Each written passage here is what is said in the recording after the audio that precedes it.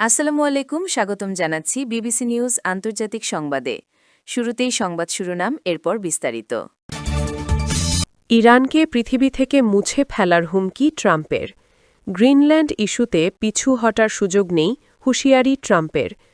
ট্রাম্পের হুমকিতে স্বর্ণের দামে নতুন রেকর্ড। গাজা ঘাঁটিতে কর্মী না পাঠানোর কথা ভাবছে ইউরোপের কয়েকটি দেশ। দর্শক, এতক্ষণ শুনছিলেন সংবাদ শিরোনাম। এখন বিস্তারিত। আপনি যদি ইসরায়েলের ধ্বংস চান এবং মুসলিমদের পাশে থাকেন, তাহলে ভিডিওতে লাইক করে চ্যানেলটি অবশ্যই সাবস্ক্রাইব করে দিবেন এবং আপনার মূল্যবান মতামত অবশ্যই কমেন্টে লিখে জানিয়ে দিবেন। এখন বিস্তারিত। ইরানকে পৃথিবী থেকে মুছে ফেলার হুমকি ট্রাম্পের। যুক্তরাষ্ট্রের প্রেসিডেন্ট ডোনাল্ড ট্রাম্প ইরানের নেতাদের উদ্দেশ্যে কড়া হুঁশিয়ারি উচ্চারণ করেছেন। ইরানের পক্ষ থেকে তার বিরুদ্ধে হত্যার হুমকি অব্যাহত থাকলে দেশটিকে পৃথিবী থেকে মুছে ফেলা হবে বলে সতর্ক করেন তিনি। যুক্তরাষ্ট্রের একটি গণমাধ্যম দ্য হিল এ খবর জানিয়েছে। মঙ্গলবার ২০ জানুয়ারি নিউজ নেশনের সাংবাদিক কেটি প্যাভলিচের সঙ্গে কেটি প্যাভলিচ টুনাইট অনুষ্ঠানে ট্রাম্প বলেন, তাদের এমনটা করা উচিত নয়, তবে আমি আগেই নির্দেশনা দিয়ে রেখেছি, আমার সঙ্গে যদি কিছু ঘটে তাহলে পুরো দেশটাই উড়িয়ে দেওয়া হবে। ট্রাম্প জানান, ২০২৪ সালের প্রেসিডেন্ট নির্বাচনী প্রচারণার সময় বাইডেন প্রশাসনের গোয়েন্দা কর্মকর্তারা তাকে ইরানের পক্ষ থেকে সম্ভাব্য হত্যার হুমকি সম্পর্কে ব্রিফ করেছিলেন। তৎকালীন অ্যাটর্নি জেনারেল মেরিক গারল্যান্ড জানান, এই ষড়যন্ত্রের পেছনে ২০২০ সালে ইরানের শীর্ষ সামরিক কর্মকর্তা জেনারেল কাসিম সোলাইমানিকে হত্যার প্রতিশোধ নেবার বিষয়টি জড়িত থাকতে পারে।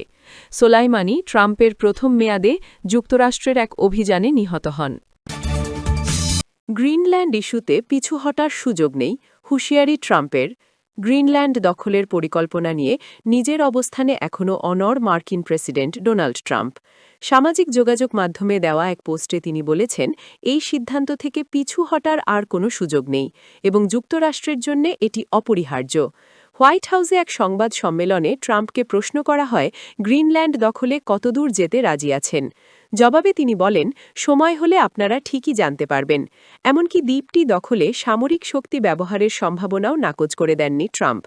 এমন এক প্রশ্নে সরাসরি মন্তব্য করতে অস্বীকৃতি জানান তিনি। সুইজারল্যান্ডের দাবোসে ওয়ার্ল্ড ইকোনমিক ফোরামে WEF-এ ট্রাম্পের এই অনড় অবস্থানের কড়া সমালোচনা করেছেন ফরাসি প্রেসিডেন্ট ইমানুয়েল ম্যাক্রঁ ও কানাডার প্রধানমন্ত্রী মার্ক কার্নি। ম্যাক্রঁ সতর্ক করে বলেছেন, বর্তমান পরিস্থিতি বিশ্বকে এক আইন কানুন ব্যবস্থার দিকে ঠেলে দিচ্ছে।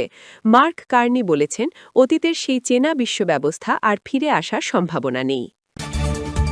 ট্রাম্পের হুমকিতে স্বর্ণের দামে নতুন রেকর্ড।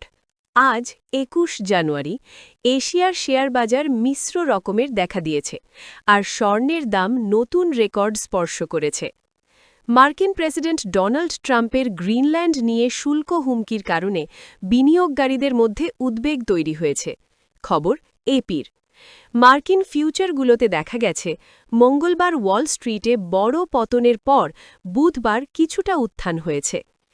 S&P 500-এর ফিউচার 0.3% বেড়েছে, আর ডাও জোন্স ইন্ডাস্ট্রিয়াল অ্যাভারেজ 0.2% বৃদ্ধি পেয়েছে। স্বর্ণের দাম প্রথমবারের মতো $৪,৮০০ অতিক্রম করেছে, যা নিরাপদ বিনিয়োগ হিসেবে গ্রহণযোগ্য। বিনিয়োগকারীরা সুইজারল্যান্ডের ড্যাভোসে অনুষ্ঠিত ওয়ার্ল্ড ইকোনমিক ফোরামে ট্রাম্পের ভাষণের অপেক্ষায় ছিলেন। ট্রাম্প সাংবাদিকদের জানান, তিনি সেখানে তার প্রশাসনের অর্জন তুলে ধরবেন। এশিয়ার বাজারে চীনের শেয়ার বাজার বৃদ্ধি পেয়েছে। হংকংয়ের হ্যাংসেং 0.4% বেড়ে ২৬,৫৮৪.৫-এ পৌঁছেছে। সাংহাই কম্পোজিট সূচক 0.1% বাড়েছে। তবে টোকিওর নিক্কেই ২২৫ সূচক 0.4% পড়েছে।